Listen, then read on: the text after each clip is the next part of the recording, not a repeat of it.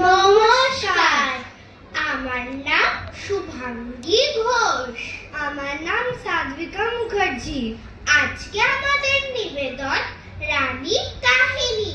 কলমে ডক্টর মিন্টু চক্রবর্তী। এই ক্ষান্ত, কি হয়েছে শুনি? রাজামশাইয়ের হুকুম, আমি কি জানি। তাহলে বন্ধ কর তোর বিড়বিড়ানি। আমার উপরেই যত তরপানি। রাজামশাইয়ের দোহাই দিয়ে আর কতদিন চলবে? যতদিন তিনি আমাকে এসব কথা বলবে। এবারে তোকে দেব কাজের থেকে ছাড়িয়ে, তারপর দেব তোকে রাজ্য থেকে তাড়িয়ে। রাজামশাইয়ের হুকুম, আমি কি কিছু বলেছি আগ বাড়িয়ে? বলতে হলে আমাকে বলবেন, তোকে বললেন কেন? তার আমি কি জানি, আমি ওনাকে বলতে বলেছি যেন। আচ্ছা বেশ, কথা নাকি সেটা আগে বল। থামা তোর কান্না। বলেছেন মুখে আর উঠছে না রাঁধুনির রান্না। যা বাবা, তাতে আমার কি দোষ? এবার থেকে আপনাকে রাঁধতে হবে দোষ। আমি রাজ্যের মহারানী, আমি কেন রাঁধবো শুনি? রাজামশাইকে জিজ্ঞেস করুন, আমি তার কি জানি। আজ আসুক তোদের রাজা, আজ দেখাবো তার মজা। রাঁধুনির রান্না না রুচলে সুইগি জোম্যাটো তো আছে। রাজামশাইয়ের কাছে ওইসব অ্যাপ কি আছে? ডাউনলোড করলে তো পারে, মোবাইল তো কাছেই আছে। তার উপরে যদি লোকে কিছু বলে পাছে। ওই, তোর এত কথার কি আছে? দূর করে দেব। চাকরিটা কি করার ইচ্ছা আছে? ভারী বয়ে গেছে, পাশের রাজ্যের দাসীর পোস্টটা তো খালি আছে। তোর মতো অপদার্থকে রাখতে তাদের বই গেছে। কবে থেকে এখানে মহার্ঘ ভাটা যে বন্ধ, সেই ব্যাপারে মহারাজ একেবারে অন্ধ। বেশি কথা বললে এবারে মাইনেটাও করে দেব বন্ধ। তাহলে কি করব শুনি? সংসারে বেজায় টানাটানি। সব সময় খালি টাকা টাকা করে ঘেউ ঘেউ। রাজকোষে শূন্য, তার খবর রাখিস কেউ? রাজামশাইয়ের পুতুনি যে নেই অন্ত, মেলা খেলার জন্য রাজকোষ বাড়ন্ত। পাশের রাজ্যের রাজার নাকি অনেক ধন সম্পদ, এখনো নাকি খালি আছে অনেক দাসীর পদ। যা না, যেখানে খুশি যা না, বকেয়া কিন্তু একটি পয়সাও দেব না। আমি তো না হয় চলেই যাব।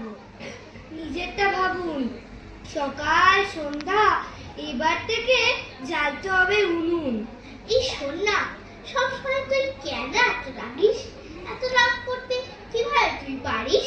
এই খেয়েছে আমার উপরে হঠাৎ কেন তো সদয়? কোনো না কোনো ধান্দা আছে নিশ্চয়। থাক রানীমা, আমাকে অত পুলটিস দেওয়ার কি আছে? আমি ভেগে যাই পাছে। এই শোন না, পাশের রাজ্যে রানীর পোস্টটা কি খালি আছে? মানে বলছি কি, রাজার কি বিয়ে হয়ে গেছে? সে খবরে আপনার কি প্রয়োজন আছে?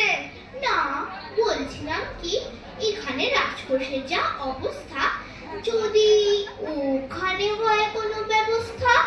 দাসীরা না হয় চাকরি পাল্টায় যখন তখন যেন তেন। মহারানী চাকরি বদল শুনেছেন কেউ কোনোদিনও? কি এত ভাবছিস রে ক্ষান্তমণি? না, ভাবছি ওই রাজ্যে তো আছে অনেক হীরের খুনি।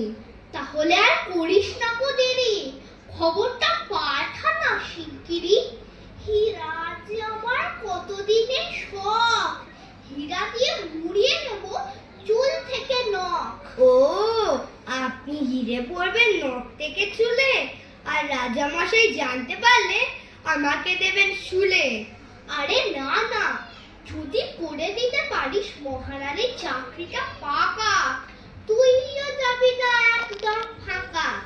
আমি যদি হীরা পরি নখ থেকে চুলে, তুইও লকেটে আর কানের দুলে। ও, আমার বেলায় লকেটে আর দুলে, আর নিজের বেলায় নখ থেকে চুলে। আমি রানী, তুই দাসী, এইটা কিন্তু যাস না ভুলে। ও, আপনি যখন রানী, আপনি করুন চাকরির ব্যবস্থা। এই ক্ষান্ত মুড়ি নয় কত সস্তা। আহা, এত ছুটিস কেন তুই? দাস দাসী আছে বলে তো আমরা সোনার পালঙ্কে শুই। এবার থেকে করতে হবে এই নিয়মের অন্ত, না হলে আর থাকবে না আপনার এই ক্ষান্ত। চিরকাল তো এটাই নিয়ম, আজ হঠাৎ বদলে যাবে? এবার থেকে আমাদের পাওনা গন্ডা সময় মতন দিতে হবে। বেশ, এবার থেকে তোদের দাবি সব মানা হবে, কিন্তু আগে বল, পাশের রাজ্যে রানী হয়ে যাব কবে? সর্বনাশ, মহারানী উধাও, শুনেছেন কেউ কোথাও? মহারাজ জানবেন সবে, আমার যে কি হবে। তার চেয়ে ভালো কেটে পড়ি চলো। নমস্কার।